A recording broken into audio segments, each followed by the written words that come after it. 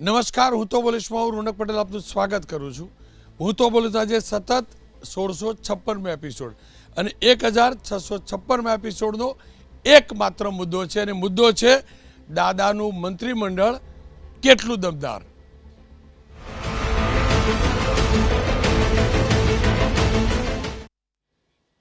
દિવાળી શરૂ થાય, દિવાળીનું વેકેશન આજથી શરૂ થયું, પરંતુ આજના દિવસે એટલે કે વાઘ બારસના દિવસે મંત્રીમંડળનું વિસ્તરણ કહો તો વિસ્તરણ, પુનઃસર્જન કહો તો પુનઃસર્જન, પુનઃગઠન કહેવો તો પુનઃગઠન, જે પણ કહેવું હોય થયું. આપ આ દ્રશ્યો જોઈ શકો છો મહાત્મા મંદિરના. ભૂપેન્દ્ર પટેલની સરકારની અંદર 26 મંત્રીઓ હવે છે, કારણ કે 182ની વિધાનસભા છે, 15% સભ્ય સંખ્યાબળ હોઈ શકે છે. લગભગ પૂર્ણ કદનું એટલે કે મહત્તમ મર્યાદાની નજીકનું આ મંત્રીમંડળ છે.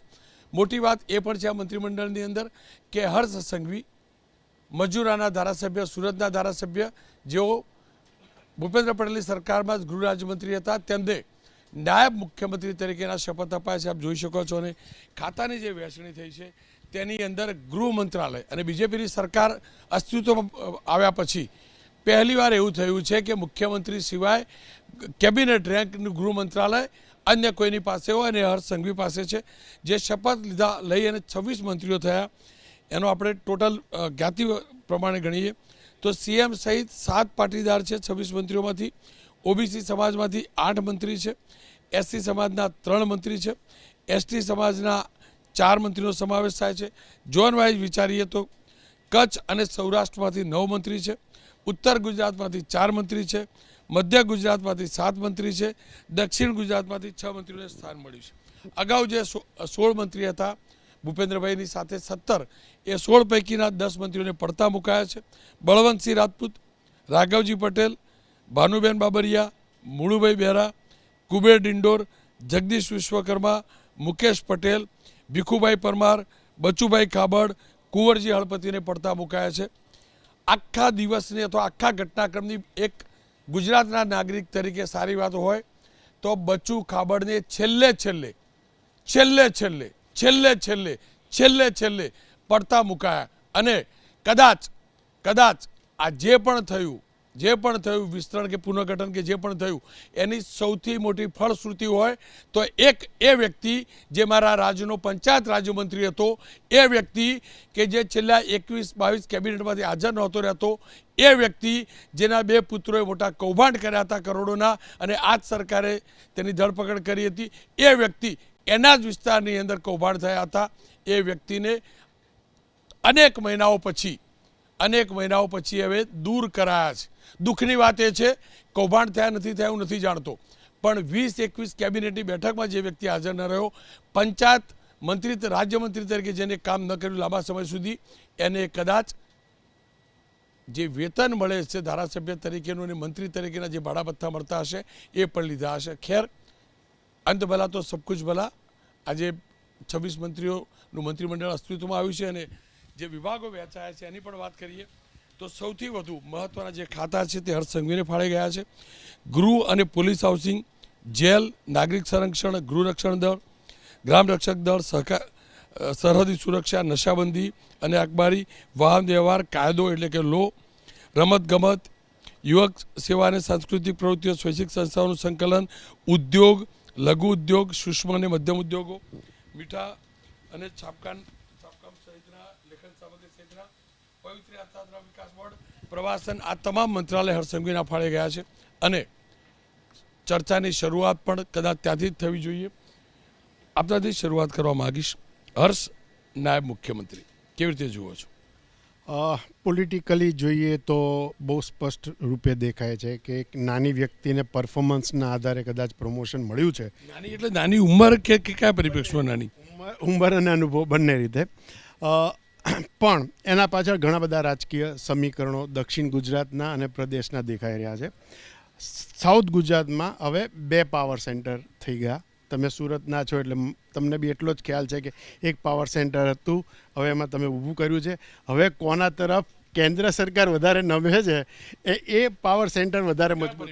કયા બે power centre? C R Patil અને હર્ષ સંઘવી. એક જમાનો હતો કે ભારતીય જનતા પક્ષમાં આખું દક્ષિણ ગુજરાત કાશીરામ રાણા ચલાવતા હતા.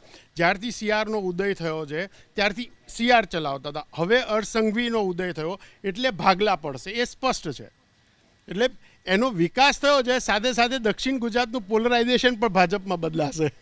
આ તમારો વ્યૂ છે, પણ હું સ્પષ્ટ રીતે કહું છું, કમસે કમ સી આર પાટીલ અને હર્ષ સંઘવી માટેની તમારી ગણતરી મારા હિસાબથી ખોટી છે. કારણ કે હું બંનેને જાણું છું, બંનેના સંબંધને જાણું છું, અને હું ફરીથી કહું છું, બહુ બધી અફવાઓ ભૂતકાળમાં પણ થઈ, પણ હકીકત એ છે બંને સિક્કાની બે બાજુ નહીં, બંને એક જ સિક્કો છે.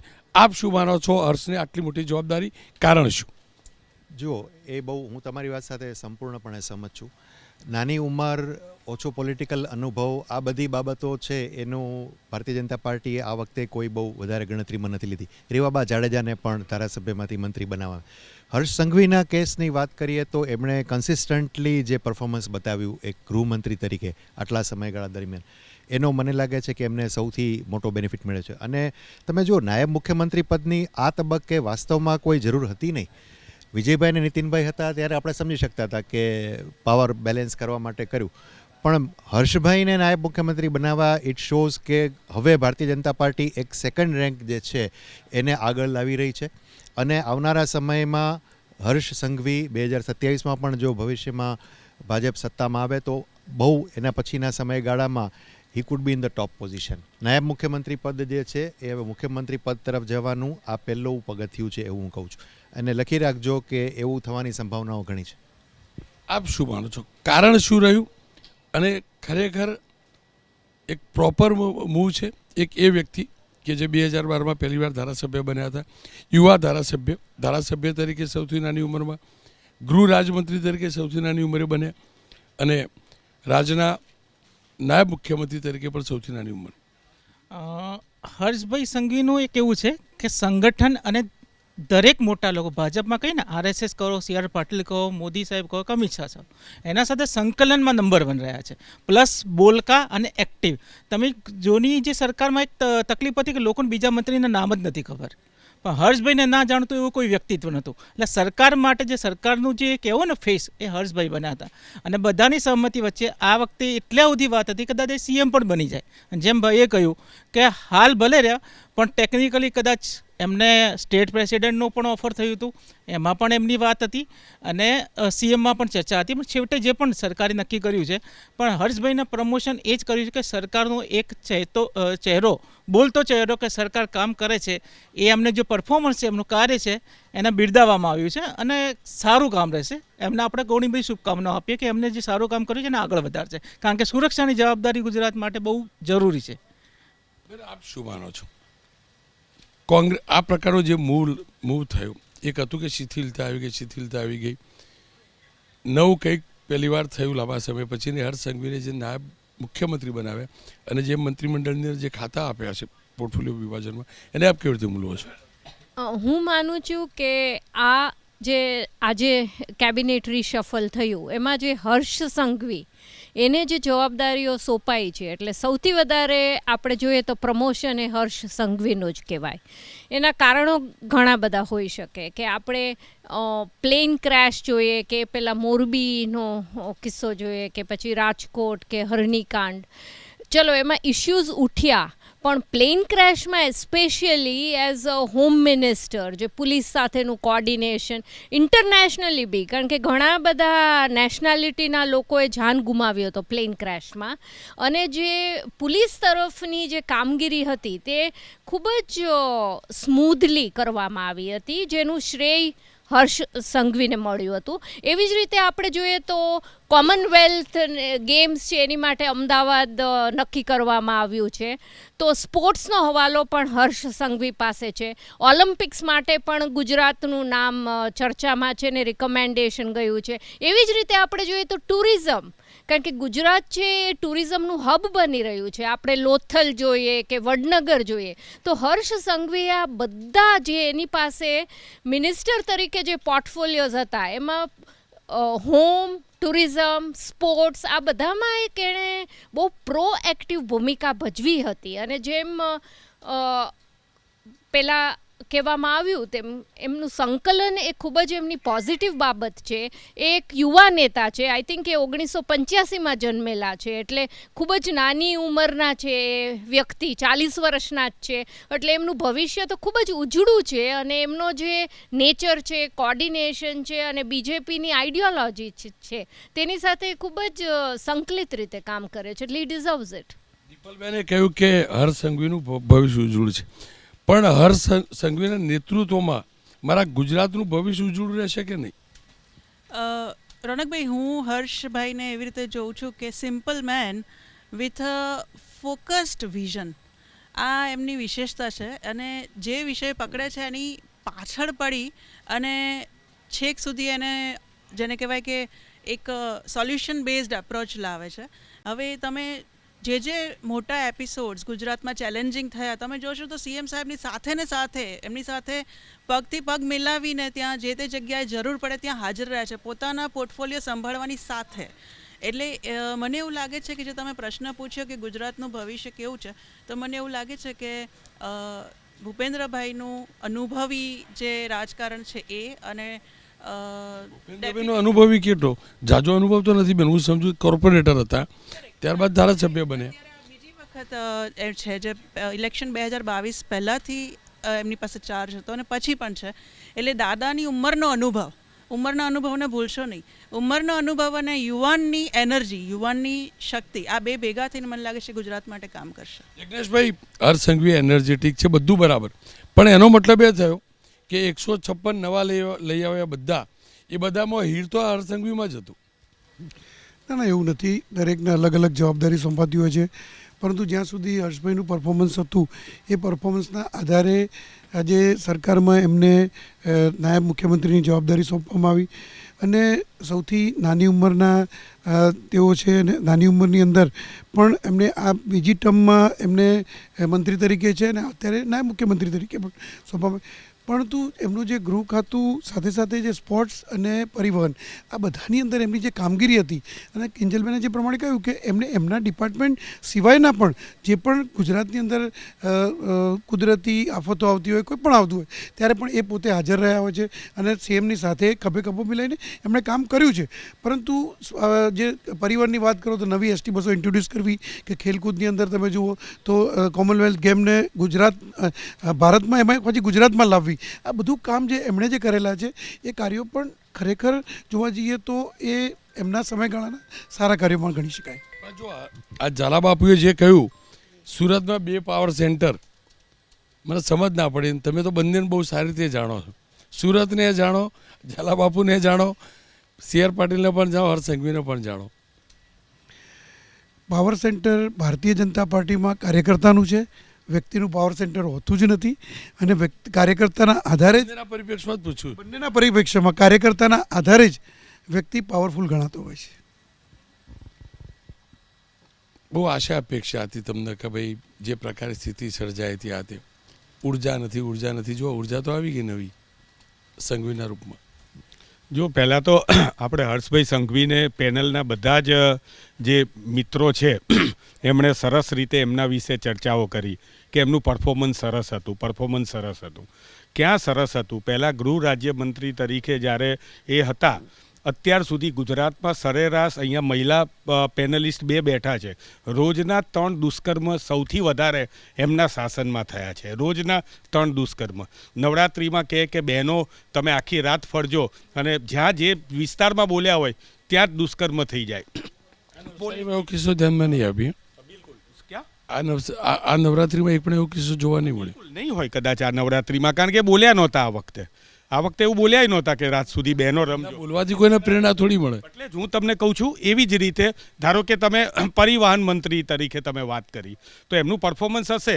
નરેન્દ્ર મોદી સાહેબની રેલીની અંદર સામાન્ય પબ્લિકની માટેની જે બસો હતી એ બસો ત્યાં મોકલી હતી. અત્યારે પણ 32 કરોડ રૂપિયા લેવાના બાકી છે. રોનકભાઈ, મૂળ વાત એ છે કે મેકિયાવેલી નામનો એક કૂટનીતિક હતો જે મધ્યયુગમાં થઈ ગયો. એણે રાજાઓને કહેતો હતો કે ભાઈ તમારે પબ્લિક ને જ્યારે કોઈ પણ વ્યક્તિ દુઃખ અને દોજકમાં હોય ત્યારે તમે એમને બહાર લાવી હોય તો તમારે સર્કસ લાવવા અને સર્કસની અંદર હેરત અંગે જ પ્રયોગો કરવા. આજે આ એક પ્રકારનું સર્કસ જ છે. તમે વિચાર કરો રોનકભાઈ, એક છેલ્લી વાત, તમે બીજી વાર મારી ઓછો સમય લેજો, તમારો પૂરો સમય. હું તમને એક વાત કરું. આપણે નાનપણમાં ગેમ રમતા હતા, અલગ ચલાણું પેલે ઘેર ધાણું. હું અહીંથી કાસ્કરભાઈ જોડે જાઉં, ત્યાં આ બંને બહેનો એકબીજાની જગ્યા બદલાઈ જાય. આ એ જ વસ્તુ છે. આ બંગલાઓનું આદાન પ્રદાન છે અને ગાડીઓનું આદાન પ્રદાન છે. આની અંદર કોઈ પરફોર્મન્સની વાત રહેલી જ નથી. આ તો પેલાને બંગલો મળ્યો હતો, હવે આની મળીએ. આના પછી જો ગુજરાતની અંદર હવે તમારી જોડે 2-2.5 વર્ષ બચ્યા છે. હર્ષભાઈની જ વાત કરીએ તો દુષ્કર્મ ઓછા થઈ જશે. એ કહેતા હતા કે અમે ચમરબંધીને છોડીશું નહીં, તો હવે જેટલા ચમરબંધીઓને પકડવાના બાકી છે એ બધા ચમરબંધીઓ પકડાઈ જશે. ગુજરાતની જનતા આ અપેક્ષા રાખીને બેઠી. ચલક ચલાણું નાનપણના ખેલની વાત કરીને કોમનવેલ્થ ગેમ પણ ગુજરાતમાં આવી. એ તો પેલી બાળપણની ગેમ નથી ને, ઇન્ટરનેશનલ ગેમ છે. આપણને ગર્વ છે કોમનવેલ્થ ગેમ ગુજરાતની અંદર આવી છે, આપણને ગર્વ છે અને એનું આપણે સ્વાગત કરીએ છીએ, એની કોઈ ના નથી. પરંતુ કોમનવેલ્થ ગેમ છે એ હર્ષભાઈના પ્રયત્નોથી આવી હોય. આ તો આપણો દેશ છે, આખો ભારત દેશની જે ડિમાન્ડ. કોઈ વિફળતા થાય તો ક્યાંય મંત્રીની વિફળતા, અને સફળતા થાય તો એનો પ્રયત્ન. આવું તો ન હોય ને, બંને સાઈડ હોય ને. બહુ સારી વાત કરી. તો હું એ જ કહું છું કે જે બચુભાઈ ખાબડવાળી આપણે ઓપનિંગ રિમાર્ક્સની અંદર વાત કરી તો એ વિફળતા હતી, ભ્રષ્ટાચારી હતા એટલે એમને કાઢ્યા. બરોબર છે, બધાનું એવું માનવું છે. તો બાકીના મંત્રીઓએ પણ કંઈક પરફોર્મન્સ એમનું નહોતું. હર્ષભાઈની તમે જ્યારે બધા જ ભેગા થઈને આપણે આરતી ઉતારતા હોઈએ. હું આરતી ઉતારો સર્જાયો નહીં પહેલાં તો. હા, મારે ઉતાર્યું છે ભગવાનની, મારા બાપાની મૂર્તિને ઉતારીશ. કહું છું કે હર્ષભાઈની જ્યારે આરતી ઉતારવાની જેવી અહીંયા આપણે ડિબેટ કરતા હોઈએ એ વખતે આપણે સાચું પણ કહેવું જોઈએ કે ભાઈ એનો મતલબ એમ થયો કે હર્ષભાઈ સિવાયના અત્યારે જેને કાઢ્યા, 16ની અંદરથી 5ને રાખ્યા, 11ને કાઢ્યા, તો એનું પરફોર્મન્સ ખોટું હતું. આરતી ઉતારવાની વાત છે એટલે યાદ આવ્યું ને, કોંગ્રેસના પ્રવક્તાએ કહ્યું ત્યારે હવે કદાચ કોંગ્રેસને ગમશે પણ ખરી મારી વાત, કારણ કે એમના અર્જુનભાઈ મોઢવડિયાને મંત્રીપદના શપથ લેવડાવ્યો છે. આ દ્રશ્યો પણ જોઈ શકશો. અર્જુનભાઈ મોઢવડિયા કોંગ્રેસના એક સમયના દિગ્ગજ નેતા, કોંગ્રેસને ટાટા બાબાએ કે બીજેપીમાં જોડાયા, પોરબંદરના ધારાસભ્ય, અને તેમને પણ ઘણા મહત્ત્વના ખાતા પણ સોંપાયા છે. અને મહત્ત્વના ખાતાની આપણે વાત કરીશું, ગ્રાફિક્સમાં જોઈ પડશું. પણ સવાલ એ છે કે અર્જુનભાઈ મોઢવડિયાનો તો નંબર લાગ્યો, પણ સીજે ચાવડા ક્યાંય ન દેખાય. માત્ર અર્જુન મોઢવડિયાની સાથે સીજે ચાવડાની કેમ વાત કરું? હું વાત હાર્દિક પટેલની પણ તો કરી લઉં, હું વાત અલ્પેશ ઠાકોરની પણ તો કરી લઉં. આ બંને આંદોલનકારી ચહેરા પક્ષ બદલી અથવા તો પક્ષ બદલ્યા કરતાં વાયા કોંગ્રેસ બીજેપીમાં પહોંચ્યા. આ બંને જોઈ શકો છો. આજે શપથના કાર્યક્રમમાં હતા. હાર્દિક પટેલ, હાર્દિક સ્વાગત છે, હાર્દિક સ્વાગત, હાર્દિક દિવાળી, આ બધા કરતા હોય, હાર્દિક શુભેચ્છા. પણ હાર્દિક પટેલ આજુબાજુમાં જોતા હતા, પણ એમને કદાચ લિસ્ટ વાંચીને આવ્યા છે. આપ જોઈ શકો છો. બહુ બધા પત્રકારો હાથ પૂછ્યું, બધાને હાર્દિકભાઈ જ દેખાયા. છેલ્લે દેખાય તો ખરા. આવો સાંભળી લઈએ, આપણે એમનો વ્યૂ જાણવો જોઈએ. હાર્દિકભાઈએ શું કહ્યું? હાર્દિકભાઈ નવા મંત્રીમંડળને કઈ રીતે જોઈ રહ્યા છો? ખૂબ ખૂબ શુભેચ્છાઓ પાઠવું છું, કેમ કે જાતિગત સમીકરણને ધ્યાનમાં રાખીને ખૂબ સુંદર મજાના મંત્રીમંડળની પસંદગી કરી છે. અને પ્રધાનમંત્રી શ્રી મોદી સાહેબના નેતૃત્વની અંદર ગુજરાતમાં તમામ મંત્રીઓ ખૂબ મજબૂત વિકસિત પથ ઉપર ગુજરાતને લઈ જવા સક્ષમ છે. હાર્દિકભાઈ, લોકચાહના હતી કે અમારા હાર્દિકભાઈ આવે, કેમ નામ ના આવ્યું? જાતિગત સમીકરણો દરેક સમાજને સેટ કરીને ચાલતા હોય. હવે આપણે રાજકીય માણસ છીએ તો આપણે નક્કી કરવાનું હોય કેવી રીતે ચાલે. શું લાગે છે સમીકરણ નવું મંત્રીમંડળથી કઈ રીતે તાલુકા પંચાયત, જિલ્લા પંચાયત અંકે ખૂબ ફાયદો થશે, ખૂબ ફાયદો થશે. ચલો હાર્દિકભાઈ, હવે તો માન્યું કે આપણે રાજકીય માણસ છીએ. હું તો પહેલેથી કહેતો હતો ભાઈ તમે રાજકીય માણસ જ છો. કદાચ કોંગ્રેસ પહેલાં નહોતું સમજ્યું, ફરીથી કહું છું રાજકીય માણસ જ છે, તમારે એ સમજવું. આ બધા કોંગ્રેસવાળોની જે ટોણો હતો કે અમારા બધા જાય અને ભાજપવાળા સાઈડ ઉપર જાય અને અમારાવાળો ખુરશી ઉપર બેસે, આવું થયું નહીં. જો 2 યુવા નેતા રહી ગયા. સીજે ચાવડાની વાત અલગ હતી, પણ અર્જુનભાઈનો કેસ પણ અલગ છે. તમે શું માનો છો? સૌથી પહેલાં આપણે વાતચીત કરીએ કે અર્જુનભાઈ મોઢવાડિયાની કે 1990ની અંદરની કારકિર્દી ચાલુ કરી હતી. એ પછીથી કોંગ્રેસની અંદર તો નંબર લાગ્યો ને 30 વર્ષથી લાઇનની અંદર લાગેલા હતા. પરંતુ હવે અત્યારે જ્યારે ભારતીય જનતા પાર્ટીની અંદર આવવાનો નિર્ણય લીધો ત્યારે એમણે શીર્ષ નેતૃત્વ અને નરેન્દ્રભાઈ મોદી સાથે પણ એ ટાઈમે ટચમાં રહીને જ્યારે એ ટાઈમે કમિટમેન્ટ આપેલું છે કે કોંગ્રેસની અંદરથી આવેલા હતા ત્યારે કે અમે તમને મંત્રીપદ આપી શકીશું એમ. એમનું એ સપનું પૂરું થયું, કારણ કે એ દિગ્ગજ નેતા પણ છે, કોંગ્રેસના પણ રહી ચૂકેલા છે અને કોંગ્રેસની અંદર પણ એમનો ફાળો સારો સારો એવો રહેલો હતો અને એ પછી અત્યારે ભારતીય જનતા પાર્ટીની અંદર એમને જે કમિટમેન્ટ જે આપ્યું તે પૂરું કર્યું. પરંતુ બે નેતાઓની વાત કરી, અત્યારે જે તમે વાત કરી કે હાર્દિક પટેલની વાત કરી તો ક્યાંક અનામત આંદોલનવાળું જે ફેક્ટર છે ક્યાંક એ નડી ગયું છે. પ્લસ બીજું કે વિરમગામની અંદર જે પેલું મુખ્યમંત્રીને પત્ર લખવાની વાતચીત હતી ડાયરેક્ટ કે ખબર નહીં મને મુખ્યમંત્રીને વિરમગામની જે સમસ્યા હતી ડાયરેક્ટ મુખ્યમંત્રીને અમે આવ્યા પછી પહેલાં લખ્યું હતું એમને મારા ખ્યાલથી મારા અંદાજ મુજબ કે ભારતીય જનતા પાર્ટીની પહેલાં જે મુખ્યમંત્રીને ડાયરેક્ટ આંદોલન ઉપર બેસવાની જે ચીમકી આપી હતી. એટલે આની અંદર કેવું છે કે નોર્મલી હાર્દિક પટેલને જ્યારે પક્ષ કરતાં જ્યારે મોટા થવા જઈએ ત્યારે તકલીફ પડતી હોય છે. હાર્દિક પટેલને જ્યારે દરેક વખતે એવું હતું કે મંત્રીમંડળમાં સ્થાન મળશે, પરંતુ આજે હાર્દિક પટેલને ન મળ્યું, જે કોંગ્રેસની અંદરથી આવેલા CJ ચાવડાને પણ ન મળ્યું, પરંતુ અર્જુન મોઢવાડિયાને ક્યાંક સ્થાન મળ્યું છે આની અંદર. આપ શું માનો છો? તમે તો અર્જુનભાઈ બહુ સારી રીતે જાણો છો, હું અહીંયા જાણું છું અને સાચું કહું તો હું પોતે માનું પણ છું કે ડિઝર્વિંગ કેન્ડિડેટ હતા.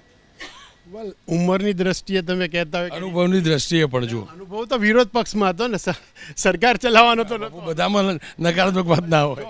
તમે જ્યારે સરકારી તંત્રમાં એમ કહેતા હોય કે તમે વિરોધ પક્ષમાં બેઠા છો, તમને વહીવટ કેમ કરવો ખબર નથી, તો પછી એ નિયમ અહીંયા બી લાગુ પડે.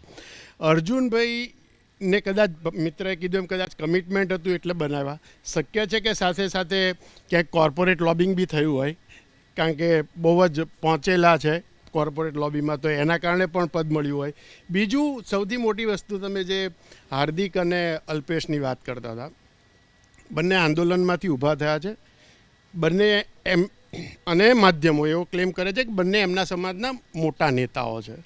કયા માધ્યમે ક્લેમ કર્યો મને કહી દો. એટલે બધા આપણે, હું તો નહીં કરતો, હું ક્લેમ નહીં કરતો. આપણે બધાએ છેલ્લા 2015થી આ બેને મોટા કરવામાં માધ્યમોનો એટલો જ રોલ છે.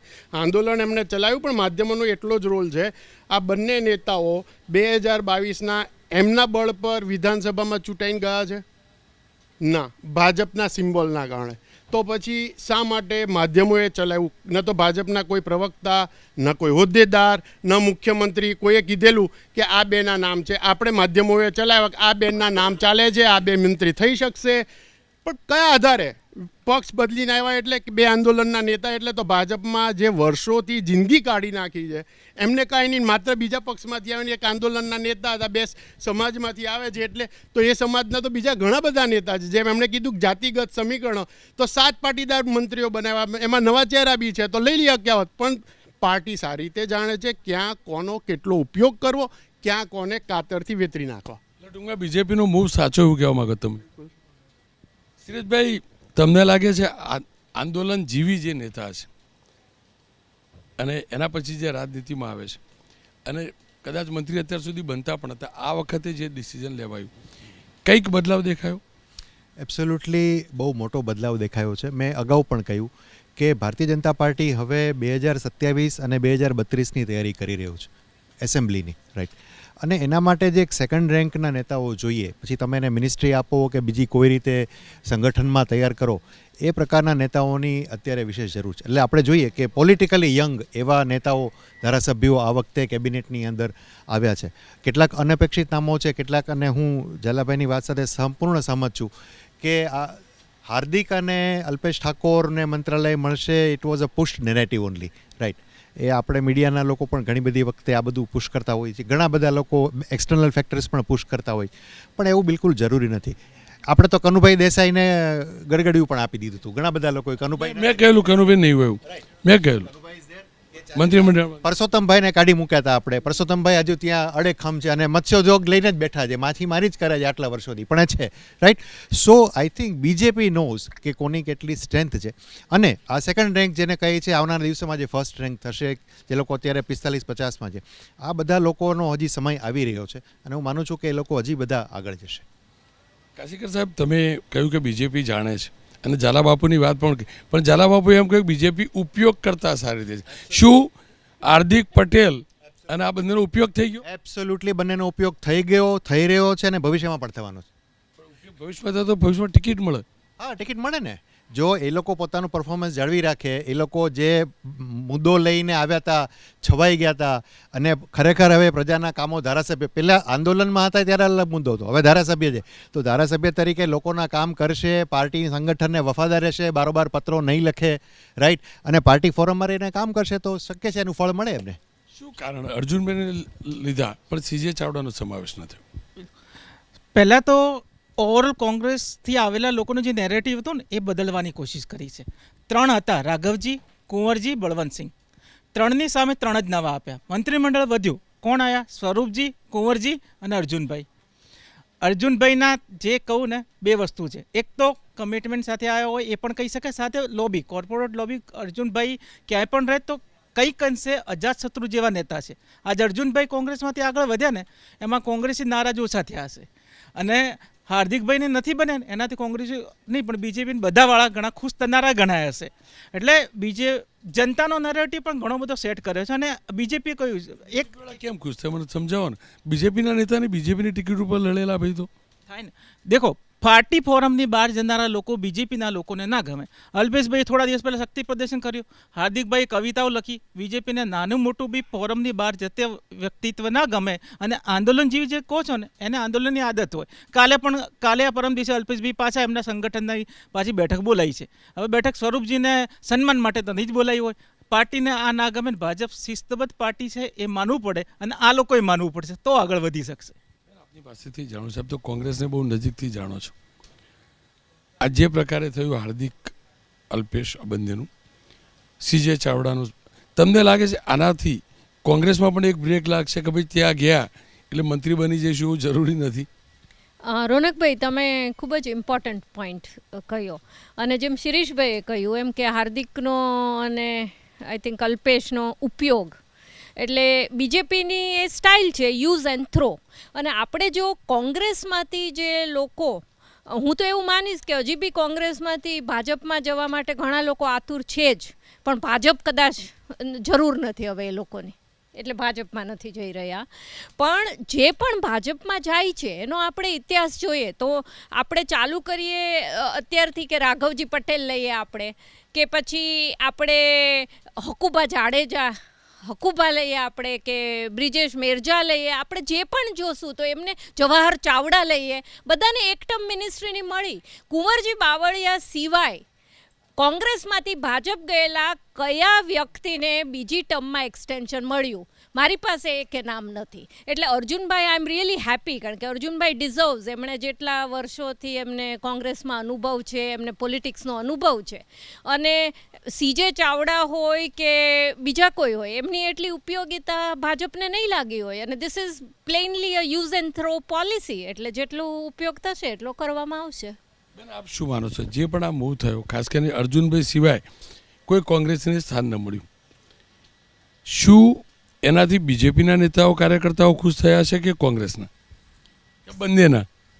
સૌથી પહેલાં તો મને એવું લાગે છે કે આ જે મૂવ થયો ને એની પાછળનું બહુ બેઝિક કારણ છે કે આ વખતે પ્રજાનો શું મૂડ છે ગ્રાઉન્ડ લેવલ પર, કાર્યકર્તાઓનો શું મૂડ છે ગ્રાઉન્ડ લેવલ પર, એ નાડ પારખી છે. બીજું, 2022માં જે 156 સીટો લીધી અને પછી પેટા ચૂંટણીમાં જે સીટોનો ધરખમ વધારો થયો, આ ટકાવી રાખવું 2027માં ઇટ્સ અ હ્યુજ ચેલેન્જ. અને એ માટે કયા પગલાં લેવા, કયા વિસ્તારમાંથી કોણ મંત્રી બનશે, કેવી રીતે એનું જાતિગત સમીકરણ, એરિયા વાઇઝ સમીકરણ, અને જે કોંગ્રેસમાંથી આવ્યા હોય, ભાજપમાંથી કામ કર્યું હોય એ લોકોનું સમીકરણ, બધું જ ખૂબ ઊંડાણપૂર્વક વિચાર થયો છે. કારણ કે આ પરફોર્મન્સ જો ડાઉન જશે ને તો બહુ પ્રોબ્લેમેટિક છે. અને આ ટકાવી રાખવું ઇટ્સ અ ચેલેન્જ. એટલે મને લાગે છે કે એના માટે કોણ ક્યાં જરૂરી છે એનો ઉપયોગ કરાયો છે. કોની જરૂરિયાત કે ગેરહાજરીમાં વાંધો નહીં આવે એ પણ ધ્યાનમાં લેવાયું છે. અને કોણ ન્યુટ્રલ છે, આવશે જશે, કોઈને કોઈ પ્રોબ્લેમ નથી, કાર્યકર્તાઓને પ્રોબ્લેમ નથી, જનતાને પ્રોબ્લેમ, આ બધા સમીકરણો ધ્યાને લેવાયા છે. અને આ કોઈ એક નામના કારણે આની એન્ટ્રી થઈ કે એક્ઝિટ થઈ, that's a very mere question. It's all about the future 2027 election. જગનેશભાઈ, જુઓ, જ્યારે કોંગ્રેસવાળા બીજેપીમાં જોડાયા ત્યારે બીજેપીના નેતાઓ, પ્રવક્તાઓનું એક જ સ્ટેટમેન્ટ રહ્યું કે દૂધમાં સાકરની જેમ આ ભળી ગયા. કદાચ ભળેલા દેખાયા પણ ખરા, પણ હવે સ્વાભાવિક રીતે જ મીઠાશ ન વધી હોય અથવા મીઠાશની જે અપેક્ષા હોય એ ન મળી હોય. હું આ બંનેના પરિપ્રેક્ષમાં પણ વાત કરું છું, કોંગ્રેસના લોકોને આ વખતે ઓછો મોકો મળ્યો એની વાત કરું. ક્યાંક એવું તો નહીં થાય ને આ દૂધમાં સાકરને પણ દૂધમાં મેળવણ ભળી ગયું હોય અને દૂધ ફાડી નાખશે?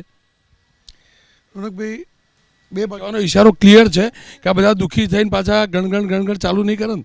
હું ક્લિયર જ કહું છું કે જે પ્રમાણે નરેન્દ્રભાઈ મોદીના નેતૃત્વમાં ભારતીય જનતા પાર્ટી એના સરકારે જે વિકાસ કર્યો ગુજરાતમાં હોય કે ત્યાં હોય એની અંદરમાં કોંગ્રેસમાંથી જે આવ્યા એ લોકોનો ફાળો પણ એટલો જ છે.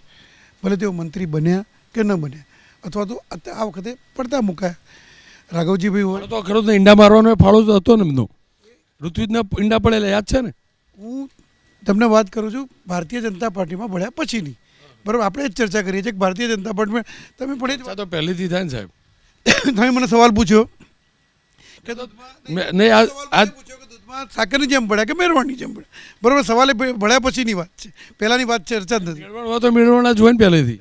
ભારતીય જનતા પાર્ટીની અંદર જોડાયા પછીની જો વાત હોય તો ભારતીય જનતા પાર્ટીમાં જ્યારે જોડાયા એ પછી તમે જુઓ છો જેટલા મંત્રીઓ આવ્યા, અમને કહ્યું પેલો પત્ર લખ્યો તો કવિતા લખી હતી એવું બધું કહ્યું એમને તો. એ એમણે જે હાર્દિકભાઈની જે વાત છે પત્ર લખ્યો કે એ મુખ્યમંત્રીને પત્ર લખવાની વાત કરી હતી કે જો આપણા નગરપાલિકામાં કંઈ પ્રોબ્લેમ થતો હોય કે હોય તો આપણે મુખ્યમંત્રીને પત્ર લખી શકીએ, એવી એ વાત હતી. પણ હું એ કહું છું કે જે લોકો બન્યા છે કે નથી બન્યા મંત્રીઓ, એ લોકો ક્યારેય ભારતીય જનતા પાર્ટી વિરુદ્ધમાં કે ભારતીય જનતા પાર્ટીની વિચારધારા વિરુદ્ધમાં ક્યાંય કોઈ નિવેદન નથી આપ્યું. ત્યારે પડતા મુકાયા એ લોકોએ પણ નથી આપ્યું. જે બન્યા છે એ પહેલાં નહોતા. અર્જુનભાઈ આ ઘણા વખત પછી પડતા મુકાયા, બધાને પડતા મુકાયા, કાઢી મૂક્યા. તો તમે બોલ્યા પડતા મુકાયાનો મતલબ શું? નહીં ના, મંત્રી તરીકે નથી રખાય, બરાબર. પડતા મુકાય પહેલી વાર આપણી એ શબ્દ એક જ છે કે મંત્રી તરીકે પડતા મુકાય એમને, અને બીજે નવી સ્થાન મળ્યું એમને. પણ જે નવાને સ્થાન મળ્યું એ લોકો પણ જ્યારે નહોતા 3 વર્ષ પહેલાં, તો અર્જુનભાઈ 3 વર્ષ સુધી રહ્યા, બરાબર. અર્જુનભાઈ એ વખતે એમને કોઈ નિવેદન નથી કર્યું. બીજું કે હાર્દિક પટેલ હોય કે અલ્પેશ ઠાકોર હોય કે જે એ લોકો તો આ પહેલાંથી જોડાયેલા હતા, એમને પણ કોઈ ભારતીય જનતા પાર્ટીની વિરુદ્ધમાં આજે પણ નિવેદન નથી કર્યું, પહેલાં પણ નથી કરેલું. એમને જોડાયા પછી ક્યારેય પણ નથી કર્યું. એટલે એવું નથી કે સાકરની જેમ ભળ્યા જ છે બધા જ લોકો. અને ભારતીય જનતા પાર્ટી જ્યારે વિચારધારા એમને સ્વીકારી છે ત્યારે પક્ષના જ વ્યક્તિઓ છે, પક્ષના જ ધારાસભ્યો છે, ભલે મંત્રી બને કે ન બને. ખોટા ખુશ થતા હતા ને અર્જુનભાઈ અમારા બોલો. બહુ સાચી વાત છે. એમણે જે પ્રમાણે કોંગ્રેસમાંથી આવેલા લોકોનું જેટલું મક્કમતાથી સમર્થન કર્યું કે ભાઈ મુખ્યમંત્રીને પત્ર લખવાની વાત કરવી હોય તો એ કરવાની, વાંધો નથી, બરાબર છે, પણ એ તો અમારા છે, કોંગ્રેસમાંથી આવી ગયા એટલે અમારા છે. પહેલાં અમને ગમે તે બોલ્યા હોય, બરાબર છે. અત્યારના જે મંત્રી બન્યા છે, આમ કોંગ્રેસમાં મને લાગે છે મંત્રી બનવા માટે પણ એ જોયેલું હશે કે સૌથી વધારે જે મુખ્ય 2 વ્યક્તિઓ ભાજપના છે એમને સૌથી વધારે કોણે ખોદ્યા છે, એમાં જેણે સૌથી વધારે ખોદેલા હોય એને પહેલાં બનાવી દો. પણ ખોદતા હતા એટલે ગમતા જ હતા પાછા. ગમતા હતા એ વખતે અમે કહીએ છીએ ને, બિલકુલ, અને સ્વીકારીએ છીએ અમે, બરાબર છે. પણ જે વાત હતી ને રોનકભાઈ, હું એક હવે બહુ ગંભીર વાત કરી રહ્યો છું. હાર્દિકભાઈએ એમના અત્યારે વક્તવ્યમાં એવું બોલ્યા કે અમે સામાજિક સમીકરણોને સેટ કર્યા છે. અત્યાર સુધીની ડિબેટમાં ભારતીય જનતા પાર્ટીના દરેક પ્રવક્તા, નેતા કે અમે કોઈ દિવસ સામાજિક સમીકરણ સેટ નથી કરતા, અમે તો પરફોર્મન્સ અને મેરિટ ઉપર આપીએ છીએ. આ પહેલીવાર એવું બન્યું છે કે એમના ધારાસભ્યએ કીધું છે કે આ સામાજિક સમીકરણ સેટ કરેલા છે અને સામાજિક સમીકરણના લીધે આ લોકો મંત્રી બન્યા છે, પરફોર્મન્સના અને મેરિટના લીધે નહીં, એવું પણ કહી શકાય. અને બીજી વાત, મારી પોતાની જ્ઞાતિ બ્રાહ્મણ છે. ગુજરાતમાં 65 લાખ બ્રાહ્મણો છે. આ 65 લાખ બ્રાહ્મણો અમારા માધવસિંહ સોલંકીની સરકારમાં જ્યારે ખામ થિયરીની તમે વાતો કરતા હતા એ વખતે 7 ને 9 મંત્રીઓ, કેબિનેટ મંત્રીઓ બ્રહ્મ સમાજમાંથી આવતા હતા. આજે સમ ખાવા પૂરતા 65 લાખ હોય તો ગુજરાતમાં 10% અમારી વસ્તી હોય તો 3 મંત્રીઓ હોવા જોઈએ. એની જગ્યાએ 1 મંત્રી બ્રહ્મ સમાજનો આપી દીધો છે. હું તો મારા સમાજના લોકોને કહું છું કે તમે પણ હિન્દુત્વના નામે જે રીતે ભાજપની ચર્ચા કરો છો અને ભાજપને સમર્થન આપો છો તો એક વખત આ મંત્રી પદ આપેલું છે એ ભારતીય જનતા પાર્ટીએ સમાજને પણ અરીસો બતાવ્યો છે. જે પ્રકારે ડિપાર્ટમેન્ટ વહેંચાયા છે, હર્ષ સંઘવીને મહત્તમ ડિપાર્ટમેન્ટ અપાયા, જીતુભાઈ વાઘાણી ફરી એકવાર એન્ટ્રી થઈ, એમને પણ વિભાગની વહેંચણીને આપ કેવી રીતે મૂલો છો? વિભાગની વહેંચણીને સૌથી પહેલાં તો મને જ્યાં સુધી આઈડિયા છે ત્યાં સુધીમાં જે હર્ષભાઈ સંઘવીને જે અત્યારે ગૃહનો સ્વતંત્ર ટોટલી હવાલો જે સોંપવામાં આવ્યો છે, કદાચ 1990 પછીની સરકાર પછી પહેલી વખત એવું હશે કે ગૃહ જે ડેપ્યુટી સીએમ જે છે એને ગૃહ વિભાગ, ડેપ્યુટી સીએમ જે છે એને સ્વતંત્ર રીતે ગૃહ વિભાગ સોંપવામાં આવ્યું છે. પહેલાં જ્યારે આપણે વાત કરીએ કે ચીમનભાઈની સરકાર હતી ત્યારે આ રીતે કોંગ્રેસની અંદરની જ્યારે ગઠબંધનની સરકાર હતી ત્યારે એમણે ગૃહ વિભાગ માંગેલો હતો કે ગૃહ વિભાગ અમને આપો. એ વખતે જ્યારે ગૃહ વિભાગ સોંપવામાં આવે ત્યારે એ રીતેની ચર્ચા કરવામાં આવી કે મુખ્યમંત્રીના કંટ્રોલની અંદર ગૃહ વિભાગ નહોતો રહેતો, અને આ વખતે જ્યારે હર્ષ સંઘવીને સ્વતંત્ર ગૃહ વિભાગ તરીકે અને ડેપ્યુટી સીએમ તરીકે મૂકવામાં આવ્યા છે એટલે પાર્ટીએ બહુ મોટી જવાબદારી સોંપી છે અને બહુ મોટો ભરોસો જે સોંપ્યો છે. અને વાતચીત કરીએ કે આપણે ભાવનગરથી જે જીતુ વાઘાણીની વાતચીત કરી, તો જીતુ વાઘાણીની જે અત્યારે ચર્ચા કરીએ કે જીતુ વાઘાણીને અત્યારે જે કૃષિ અને ખેડૂતનું જે મંત્રાલય સોંપવામાં આવ્યું છે, એટલે કે રાઘવજીની ઓરની અંદર જ્યારે મંત્રાલય સોંપવામાં આવ્યું છે ત્યારે એમને સહકાર, પશુપાલન અને મત્સ્ય ઉદ્યોગ પણ આપવામાં આવ્યો છે. ત્યારે એ ભાવનગરની અંદર જ્યારે મંત્રીને જ્યારે એક સોંપવામાં આવ્યું છે, એટલે એક પણ જે ગઈ વખતે જે પડતા મૂકવામાં આવ્યા હતા અને આ વખતે એમને મંત્રી તરીકે જે આપવામાં આવે છે ત્યારે પણ એમને પણ મોટી જવાબદારી સોંપવામાં આવી છે, કારણ કે ત્યાં આગળ પણ જે વિવાદાસ્પદ નિવેદનો આપવામાં આવ્યા હતા અને અમિત શાહને આવી પડીને જ્યારે બધો મામલો શાંત કરવો પડ્યો હતો. એટલે અમુક જે ફેક્ટરો જે છે કે નારાજગી હોઈ શકે, જાતિ અને જ્ઞાતિય સમીકરણ હોઈ શકે, અને જે રીતે અત્યારે વિશ્વાસ મૂકવાની વાત છે કે પાર્ટીના જે વિશ્વાસ મૂકીને જેમણે અત્યાર સુધી સપોર્ટ કર્યો છે તેવા લોકોને પ્રમોશન પણ આપવામાં આવ્યું છે. ખેર, કનુભાઈ નાણાં અને ઉર્જા મંત્રી હતા, હવે નાણાં, શહેરી વિકાસ, શહેરી ગૃહ નિર્માણ, આ મૂવને આપ કેવી રીતે જુઓ છો? ઉર્જા ગયું પણ શહેરી વિકાસ આપવામાં આવ્યો, અને એમના વિસ્તારમાં તો વાપી મહાનગર બની ગયું, વલસાડ નહીં, વાપી મહાનગર બનેલું. કનુભાઈ પાસે એક જ વિભાગ રહેવો બહુ જરૂરી છે, અને એ છે નાણાં વિભાગ. ચાર્ટર્ડ એકાઉન્ટન્ટ છે, એમને લાવવા પાછળનું કારણ પણ નાણાં વિભાગ હતું કે એના માટે મંત્રી બનાવો, અને એના પાછળ બી એક કોર્પોરેટ સેક્ટર રિસ્પોન્સિબલ છે. આપણું ગુજરાત છે, બધામાં કોર્પોરેટ કોર્પોરેટ કોર્પોરેટ. જો રોનકભાઈ, જે વાસ્તવિકતા છે ના સ્વીકાર્યું તો ના સ્વીકાર્યું, એમાં કશું સેક્ટરના ઇન્ટરેસ્ટ છે. કોર્પોરેટ સેક્ટરે ગુજરાતમાં સરકારો ઉથલાવી છે, ઇતિહાસ છે, એટલે એવું તો નથી કે કોઈ કોર્પોરેટ સેક્ટરનો ક્યાંય રોલ નથી હોતો. કનુભાઈ પાસે નાણાં રહે એ બહુ ઇન્ટરેસ્ટિંગ છે. જ્યાં સુધી ઉર્જાનો સવાલ છે, એક બીજા સિનિયર નેતા છે, એમને મિનિસ્ટર બનાવ્યા છે, એમને સારું પોર્ટફોલિયો આપવું જોઈએ, તો એમને ઉર્જા અને પેટ્રોકેમિકલ આપ્યું ઋષિકેશભાઈને. એટલે ફાળવણી કરી છે કે ભાઈ બધાને માન સન્માન જળવાઈ રહે, અને આમાં કોઈનું માઇનસ નથી કર્યું. જે રિપીટ થયા છે જૂની સરકારમાંથી નવી, એમાં કોઈને માન સન્માન ઓછું નથી કર્યું. ત્યારે 16 જણા હતા, એટલે ડિપાર્ટમેન્ટ કેવી રીતે આપે એ સવાલ હતો, એટલે એક કરતાં વધારે ડિપાર્ટમેન્ટ આપેલા. શહેરી, સામાન્ય રીતે શહેરી અને રેવન્યુ એવા ડિપાર્ટમેન્ટ, જો હોમ, શહેરી અને રેવન્યુ, કે કોઈ દિવસ મુખ્યમંત્રી બને ત્યાં સુધી બહુ સિનિયર નેતા ના હોય તો એને આપે નહીં. આપ્યું છે તો ચલાવી જોઈએ. આપ્યું તો પછી એમ નહીં કહેતા ઉદારમનથી આપ્યું, ના આપે એટલે કે ના આપે. તમે 26 મિનિસ્ટર બનાવો છો તો 26ને કંઈક કામ તો સોંપવું પડશે ને. જીતુભાઈ વાઘાણી બાદ ઋષિકેશભાઈની વાત કરી. આરોગ્ય મંત્રાલય એમની પાસે હવે નથી. ઉર્જા અને પેટ્રોકેમિકલ અપાયું, પંચાયત અને સંસદીય બાબતોના મંત્રી તો હતા, પણ ઉર્જા, પેટ્રોકેમિકલ અને પંચાયત અપાયું છે. આરોગ્ય અને ઉચ્ચ શિક્ષણ નથી. આ મૂવને આપ કેવી રીતે જુઓ છો? મને લાગે છે આરોગ્ય અરે ઉચ્ચ શિક્ષણમાં બીજા મિનિસ્ટ્રી, બીજી વ્યક્તિને, સિનિયર વ્યક્તિને અને જુનિયર રાજ્યકક્ષામાં રીવાબાને એ મંત્રાલય આપ્યું છે. સંભવતઃ કદાચ એ મિનિસ્ટ્રીમાં મને એવું લાગે છે કે જે પરફોર્મન્સની સરકારને ગઈ કેબિનેટમાં અપેક્ષા હતી, સંભવતઃ એ પરફોર્મન્સ એમને નહીં મળ્યું હોય, પણ એમની જે કાંઈ પોલિટિકલ કેપેસિટી છે જોતાં એમને મંત્રીપદે તો ચાલુ રાખવામાં આવે છે, અને બીજું મંત્રાલય આપવામાં આવ્યું છે. સંભવ છે કે એની અંદર એ કંઈક સારું પરફોર્મન્સ કરી બતાવે એવી ઉર્જા અને પેટ્રોકેમિકલ્સ, જે ગુજરાતનું સૌથી બે મહત્ત્વના એક મંત્રાલય કહી શકાય, ગુજરાતની ઇકોનોમીનો બહુ મોટો હિસ્સો એના ઉપર આધારિત છે. એમાં જે કાંઈ નિર્ણય લેવાય છે એનાથી બહુ બધી બાબતોથી ફરક પડે છે. લેટ્સ હોપ કે એમાં એ સારું પરફોર્મ કરે. પણ હું એક બીજી વાત કહીશ કે આ જે કાંઈ ખાતાઓની ફાળવણી છે ને, એ 16માંથી 27 થયા છે. એટલે અગાઉ જે લોકો ઉપર વધારે પડતું ભારણ હતું, ઇન્ક્લુડિંગ સીએમ, એ ભારણ ઓછું થાય. ડેપ્યુટી સીએમની પોસ્ટ પણ એટલે જ ક્રિએટ થઈ છે કે હર્ષભાઈ આવનારા સમયમાં જે મહત્ત્વના પ્રોજેક્ટ્સ છે એના ઉપર ફોકસ કરી શકે. એના કારણે એક પ્રકારનું જે એક નિર્ણય પ્રક્રિયા છે એ થોડી સ્વિફ્ટ થાય અને ઝડપી થાય. કારણ કે આપણે જાણીએ છીએ કે આપણે પ્રેક્ટિકલી 1.5 વર્ષનો સમય છે ચૂંટણીને, અને 1.5 વર્ષમાં આ લોકોએ બહુ બધું પરફોર્મ કરી બતાવવાનું છે. સો લેટ અસ સી એ લોકો કેવું પરફોર્મ કરે. કુંવરજી બાવળીએ શ્રમ, કૌશલ્ય વિકાસ, રોજગાર અને ગ્રામ વિકાસ, પાણી પુરવઠાતું બદલાયું, કારણ શું હોઈ શકે?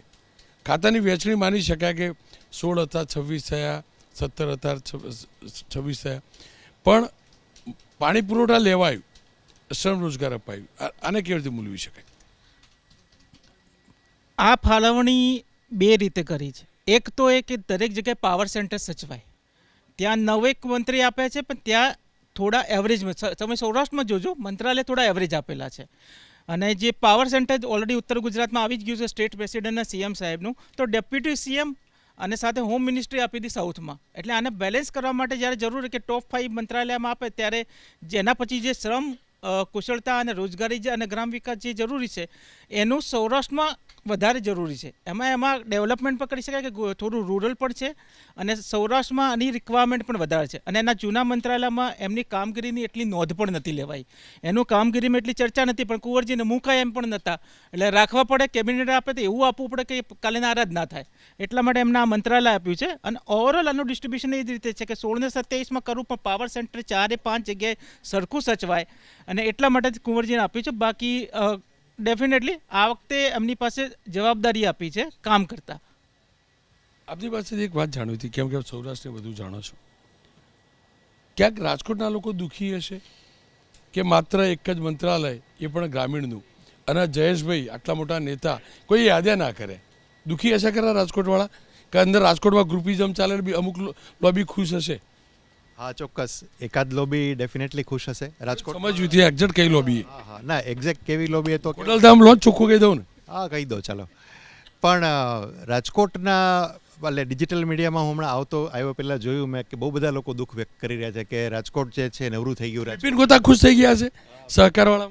પોસિબલ છે, પણ એક વસ્તુ સમજીએ કે રાજકોટ જિલ્લાને પ્રતિનિધિત્વ મળવું જોઈએ, શહેરને જે પ્રતિનિધિત્વ મળવું જોઈએ, જે પ્રકારનું જે અપેક્ષિત હતું. કારણ કે હમણાં જ જગદીશભાઈ ત્યાં રાજકોટ ગયા હતા, ત્યારે એમણે કહેલું કે ભાઈ રાજકોટ વગર તો કોઈનું કામ ચાલે નહીં, પણ ત્યાં રાજકોટનું પત્તું કપાયું છે એવી એક ફિલિંગ ચોક્કસપણે છે. પણ સૌરાષ્ટ્ર કચ્છનું જે ઇક્વિલિબ્રિયમ છે એ બહુ સરસ સેટ થયું છે. ખાસ કરીને કચ્છમાં ત્રિકમભાઈને જે રીતે લાવવામાં આવ્યા, રાઈટ, માસ્ટર છે ભાઈ, રિયલ માસ્ટર. તો એને કારણે છે એક પ્રકારનું બેલેન્સિંગ એક થઈ ગયું. રાજકોટ તો સ્વાભાવિક છે, પણ રાજકોટમાં શું છે કે હવે આવનારા સમયમાં એ લોકોને બીજી ઘણી બધી વ્યવસ્થાઓ કદાચ મને લાગે છે દાદાએ વિચારી રાખી હશે, એટલે કદાચ મિનિસ્ટ્રી એમને નહીં આપી હોય. I don't know. કોઈ બોર્ડ દાદા પાસે નતો, હવે તો સંગઠન પાસે જ હોય ને બીજી વ્યવસ્થા હોય તો નહીં, એટલે બોર્ડ કોર્પોરેશન્સ કે એવું બધું. એ તો જુઓ આજ સુધી થયા નહીં સાહેબ. છેલ્લે ક્યારે થાય તારીખ જોવી પડશે. હવે 1.5 વર્ષ બાકી છે, જોઈએ ક્યારે થાય. 1.5 વર્ષ બાકી છે, જોઈએ ક્યારે થાય. એક બીજું એ પણ જાણ્યું, જો તમે ખુલ્લી ના કહ્યું, તમને લાગે છે ખોડલધામનું ઇક્વેશન અહીંયા આવ્યું હોય? I don't think so. દરેક બાબતમાં પાટીદાર કમ્યુનિટી, દરેક બાબતમાં પાટીદાર સમાજ, દરેક બાબતમાં એક્સ સમાજ, વાય સમાજ, એ જ બધી જ. માત્ર જયેશ રાદડિયાના કેસમાં ના, જયેશ રાદડિયાનો કેસ હોય કે અરવિંદ લાડાણીનો કેસ હોય કે ગમે તેનો કેસ હોય, દરેક જગ્યાએ કોઈ એક સંસ્થા જે છે એ હાવી થઈ જતી હોય મિનિસ્ટ્રલ બર્થ આપવામાં, એવું દરેક વખતે શકે નહીં. જયેશભાઈ રાદડિયા વિઠ્ઠલ રાદડિયા નથી. વિઠ્ઠલભાઈ હતા, જયેશભાઈ છે. He has to wait. બેન, 3 મહિલાઓ, ડૉક્ટર મનીષા વકીલ, દર્શનાબેન વાઘેલા આપણા અમદાવાદના, અને આપણા રીવાબા જાડેજા, આ 3ની પસંદગી એક સાથે 3 મંત્રીઓ હોવું, એને આપ કેવી રીતે મૂલવો છો? આ એક સારી મૂવમેન્ટ કહેવાય અને સારું ઇનિશિયેટિવ કહેવાય કે 3 મહિલાઓને કેબિનેટમાં સ્થાન મળ્યું છે. પણ સાથે સાથે મને એ વાતનું પણ દુઃખ થયું કે એક પણ મહિલા મંત્રીને કેબિનેટ મંત્રીનો દરજ્જો નથી મળ્યો. શું ગુજરાતમાં એક પણ મહિલા એવી સશક્ત અને એમ્પાવર્ડ નથી કે કેબિનેટ મિનિસ્ટર બની? બીજેપીના ધારાસભ્યોમાં એટલે વેન કેબિનેટ તો જે પાવરમાં એની જ બને, એટલે ઓબ્વિયસલી બીજેપી બહુ બધી મહિલાઓ છે, પણ બીજેપીમાં ના ધારાસભ્ય. એક્ઝેક્ટલી, એટલે કારણ કે બીજેપીની જ બને કેબિનેટમાં, એટલે એ એક દુઃખની વાત છે. ને આપણે રિઝર્વેશન અને આટલી સ્ત્રી સશક્તિકરણની વાત કરીએ છીએ, જો 3 મહિલાઓ આપણે કરીએ તો 11% રિપ્રેઝન્ટેશન થયું કેબિનેટમાં મહિલાઓનું, એટલે વધારે હોવું જોઈએ. આ 3ને મળ્યું એ ખૂબ જ સારી વાત છે, અને આઈ રિયલી વેલકમ દેટ કે it is a very good અને એન્કરેજિંગ ચેન્જ. પણ કેબિનેટનો દરજ્જો હોવો જોઈએ, નંબર 1, અને નંબર 2 વધારે મહિલાઓ. 11% જ કેમ? જ્યારે આપણે રિઝર્વેશન માટે ને ભાજપની સરકાર નહોતી ત્યારે તો ઇક્વાલિટી માટેની રિઝર્વેશન માટે વાત કરતી હતી ને પોતે જ કેમ 11% આપે છે? તો આટલી બધી કરોડો રૂપિયાની સ્કીમો કરે છે મહિલાઓ માટે.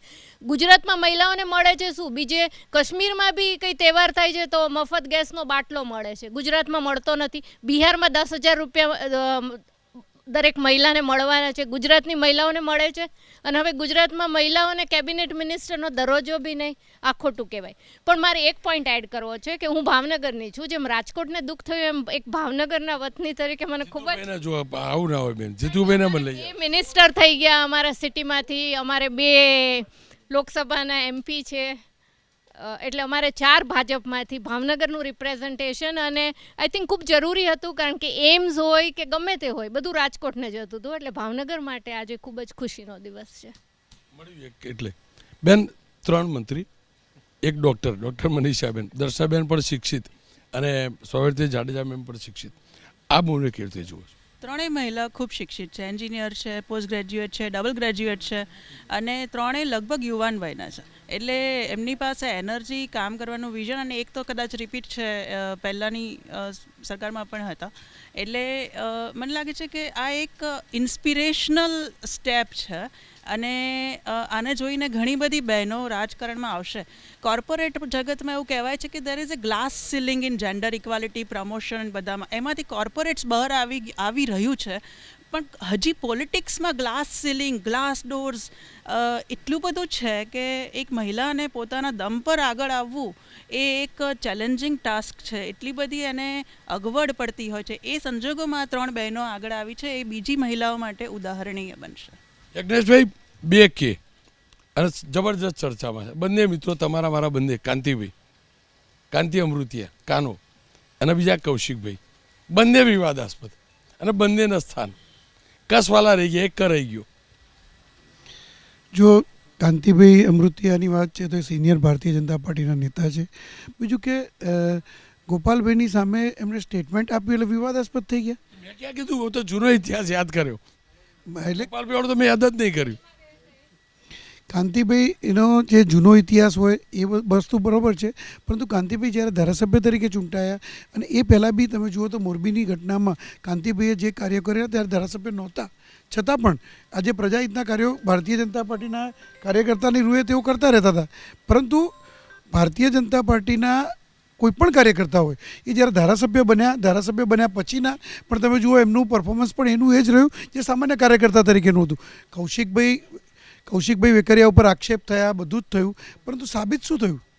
માત્ર ને માત્ર આક્ષેપો હતા અને એ પોકળ સાબિત થયા. અને એ કોંગ્રેસે એના માટે તમે જુઓ તો દિવસ રાત એક કરી તે સાબિત કરવા માટે, પણ કૌશિકભાઈ ઉપર એક પણ આક્ષેપ કોંગ્રેસ સાબિત કરી. બધા ભાજપવાળાને તો બધા FIR દાખલ થઈ, એમાં તો પેલી પાયલ ગોટી સિવાય તો બધા ભાજપ, કદાચ જૂનું કાઢું તો તાલુકા પ્રમુખ, સભ્યો, સરપંચો, કોંગ્રેસે જ એને ઇસ્યુ બનાવ્યો હતો. બધા ભાજપ પણ આરોપ લગાવતા હતા. બોલો, આપણા બધા પૂર્વ સાંસદ નારણભાઈ કયા કઈ પાર્ટીના? નારાયણભાઈએ તો માંગણી કરી હતી કે આ વસ્તુ જે છે નહીં, કઈ પાર્ટીના?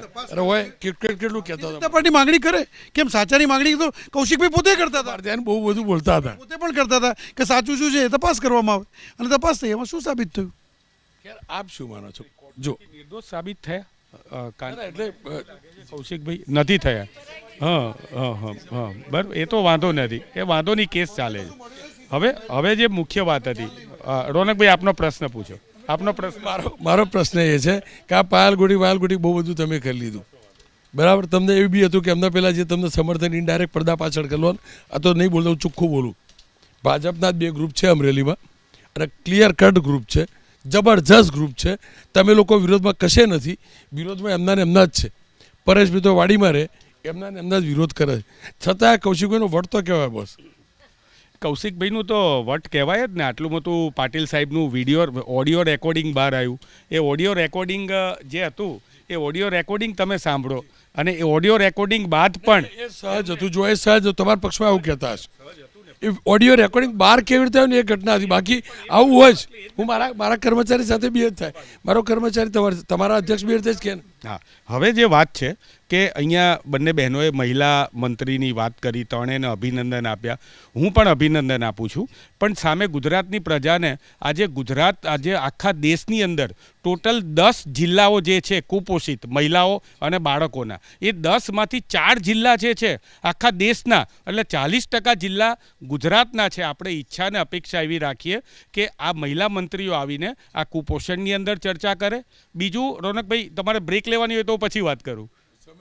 હા, તો હું એક જ બીજી વાત કરું. મારી જોડે એમના જેવું થોડુંક 26 સુધી લઈ જવાય. એટલે એ વાત સાચી છે. હ્યુમન ડેવલપમેન્ટ જે ઇન્ડેક્સ છે એની અંદર આખો દેશ જે આપણો છે, જે ફેમિલી, એ 190 દેશમાંથી 132માં આવ્યો, અને ગુજરાત જ્યારે 25મું આવ્યું, જેની અંદર નાણાકીય શિક્ષણની વાત કરીએ. એટલે આ જે 50% મંત્રીઓએ જે રાજીનામું આપ્યું છે એ જે છે ભારતીય જનતા પાર્ટીની નિષ્ફળતા છે. અને અમારા પ્રમુખ અમિતભાઈ ચાવડાએ તો પહેલાં પણ એકવાર કહ્યું હતું કે વિજયભાઈ રૂપાણી બદલાશે, ને પછી બદલાયા હતા. એમ આ બિહારના ઇલેક્શન પછી એ કેપ્ટન પણ ભારતીય જનતા પક્ષના બદલવા જઈ રહ્યા છે. યાર, આ તમામની વચ્ચે એક રસપ્રદ તારણ છે.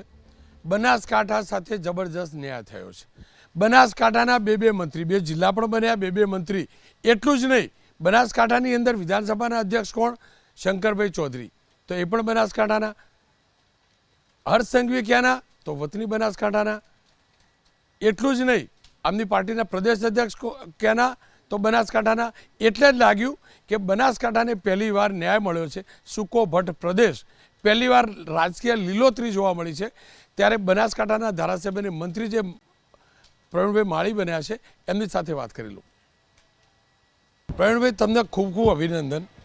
અને તમને જ નહીં, તમારા જિલ્લાને વધુ અભિનંદન એટલે કે પોલિટિકલી સૂકો ભટ્ટ એરિયા હતો, પણ જો 2 મંત્રી મળ્યા બનાસકાંઠાને, અધ્યક્ષ બનાસકાંઠાના વિધાનસભાના, સાથે સાથે હર્ષભાઈ સંઘવી એ પણ બનાસકાંઠાના વતની. એટલું જ નહીં, બીજેપીના પ્રદેશ અધ્યક્ષ પણ બનાસકાંઠાના વતની. બનાસકાંઠા ઉપર પોલિટિકલી કુદરતનું આટલું મોટું વરદાન મળવા પાછળનું કારણ શું? રોનકભાઈ, હોદ્દાને ક્યાં આપવું એ પાર્ટી અને હાઈકમાન્ડ નક્કી કરતું હોય છે. આપણે અત્યારે જવાબદારીના ભાગરૂપે કોઈ પણ વ્યક્તિ લાયક હોય છે, પણ જે તે વ્યક્તિને જવાબદારી આપી છે તો સૌ સાથે મળીને ગુજરાતની જે વિકાસ યાત્રા નરેન્દ્રભાઈએ યજ્ઞ આરંભ્યો હતો એ સૌ સાથે મળીને આગળ વધારવાનો છે. આપની વાત સાચી, પણ પ્રવીણભાઈ, મારો સવાલ એ હતો, બનાસકાંઠાને પહેલી વાર આટલું બધું મળ્યું. લોકસભાની એડવાન્સમાં તૈયારી સારી બાબત છે ને હું માનું ત્યાં સુધી નરેન્દ્રભાઈ બનાસકાંઠા માટે ચિંતિત છે. અને હવે તો 2 જિલ્લા થઈ ગયા છે, એક બનાસકાંઠા અને વાવથરાદ. તો વાવથરાદમાંથી સ્વરૂપજી અને બનાસકાંઠામાંથી જવાબદારી મને આપી છે. અમે બનાસવાસીઓ સંપૂર્ણપણે વિકાસની દિશાને આગળ વધારવા માટે નરેન્દ્રભાઈ અને ભૂપેન્દ્રભાઈ જે કામો કરી રહ્યા છે એ વિકાસ યાત્રાને અમે સૌ સાથે મળીને આગળ વધારશું. પ્રવીણભાઈ, જુઓ, આપ મંત્રી બન્યા, મેં કહ્યું એમ પોલિટિકલી વજન પણ વધ્યું, પણ પહેલો પડકાર પણ છે ને જરૂરિયાત પણ છે બનાસના ખેડૂતોને મદદ કરવાની. પારાવાર નુકસાન થયું છે ને હવે તો પાવરમાં પણ આવ્યો છે, એટલે કે એક સત્તા પણ આવી છે, કે કહી શકાય સરકારમાં એવું પદ પણ આવ્યું છે 2 મંત્રીઓ પાસે. ત્યારે બનાસના જે નુકસાન ખેડૂતોને થયું છે તે માટે એમને સહાય પહોંચે માટે કેવા પ્રયાસ કરાશે? હા, બિલકુલ. જે પણ ખેડૂતો માટે ચિંતા કરવાનું થતું હશે એ સાથે મળીને ચિંતા કરશું. આ ભૂપેન્દ્રભાઈની સરકાર એ ખેડૂતલક્ષી સરકાર છે. અનેક એવા નિર્ણયો ખેડૂતો માટે કર્યા છે, એમાં ક્યાંય પાછું પાની કરવાની થતી નથી. એક ડગલું આગળ રહીને જ ખેડૂતના હિતમાં જે નિર્ણય કરવાના થતા હોય એ કરે જ છે અને કરશે પણ કરે. પેકેજ ક્યારે જાહેરાત થઈ શકે છે? કેમ કે સરકારમાં આવ્યો એટલે મારી ફરજ પણ બને તમને પૂછું, અને તમારો અધિકાર પણ બને કે સરકારમાં વાત કરો. હું આજે જ શપથ લીધા છે રોનકભાઈ, એટલે જાણકારી જેવી મળશે એ મીડિયાને પણ એની જાણકારી મળી જશે. પેકેજ ક્યારે થશે, કેટલું થશે, એ તમામને જાણકારી મળશે. પ્રવીણભાઈ, આપને ખૂબ ખૂબ અભિનંદન અને દિવાળીની ખૂબ ખૂબ શુભેચ્છા. ધન્યવાદ રોનકભાઈ. આપને પણ દિવાળીની, આપના દર્શકોને અને અમારા સૌ ગુજરાતવાસીઓને દિવાળીની અને નવા વર્ષની શુભકામનાઓ. પ્રવીણભાઈએ આજે શપથ લીધા ને એટલે એમને કહ્યું ને મેં સાંભળી લીધું, બાકી હું સાંભળવા ટેવાયેલો નથી. પ્રવીણભાઈ, તમારા પક્ષની, તમારી તમામની ફરજ છે મારા ખેડૂતની દિવાળી બગડતી બચાવો. બગડી ચૂકી છે, હકીકત છે. કમસે કમ દેવ દિવાળી સંભાળી લેજો. તમે જણાવશો એટલે નહીં, અમે તમને પૂછતા રહીશું મારા બનાસકાંઠાના ખેડૂતનું શું થયું, એનું નુકસાનનું પેકેજ ક્યારે જાહેર થશે. ક્યારે છેલ્લે એકદમ ટૂંકાણની અંદર જાણી લઈએ, 10માંથી કેટલા માર્ક નવા મંત્રીમંડળને? 5 માર્ક. પાસ તો ખરું? પાસ ખરું. 4 માર્ક ત્યારે મળશે જ્યારે 1.5 વર્ષમાં એવું ના કહેવું પડે કોઈ ચમરબંધીને છોડવામાં નહીં આવે. કેટલા માર્ક? 10માંથી 5 થી 6 માર્ક્સ. 7 માર્ક્સ. 8 માર્ક. 7. 5 માર્ક્સ. આ બંને નહીં પૂછું કારણ કે બંનેના બાયસ વ્યૂ આવશે, પણ હા, આખા ઘટનાક્રમની અંદર આખા મંત્રીમંડળમાં એ પાક્કું છે, હર્ષ સંઘવી ઉભરીને આવ્યા છે. બધા અહીંયા વાત હર્ષ સંઘવીની કરી, પણ હર્ષ સંઘવીની અનેક રિયાલિટી હું જાણું છું. હકીકત એ છે મજૂરાનો એ મિત્ર એટલે દોડી શક્યો છે કે એની પત્ની પ્રાચી સંઘવીએ રાત દિવસ એને સાથ આપ્યો છે. આ દીકરો મજૂરાનો જ્યારે બાળક હતો ત્યારથી દોડતો હતો. લગ્ન પછી સતત રાજનીતિક પ્રવૃત્તિઓમાં દોડતો રહ્યો, કદાચ ભટકતો રહ્યો, પણ એની પત્નીએ એને સહકાર આપ્યો. એ ધારાસભ્ય બન્યા બાદ પણ, મંત્રી બન્યા બાદ પણ, હર્ષ સંઘવીના પિતાના મૃત્યુ બાદ પણ પરિવાર એ પત્નીએ સંભાળ્યો છે. હું ફરીથી કહું છું, કોઈ પણ સફળ પુરુષની પાછળ મહિલાનો હાથ હોય છે. એ બહેનના રૂપમાં હોય, પત્નીના રૂપમાં હોય કે માતાના રૂપમાં. બસ છેલ્લે એટલું કહીશ, દિવાળીનો સમય છે. માત્ર દિવાળી જ નહીં, મારું ગુજરાત હરમેશ હર્ષમય રહે. હર્ષ એટલે વ્યક્તિના રૂપમાં નહીં, પણ ખુશમય રહે એવી પ્રાર્થના, અને તમામને દિવાળીની ખૂબ ખૂબ શુભેચ્છા.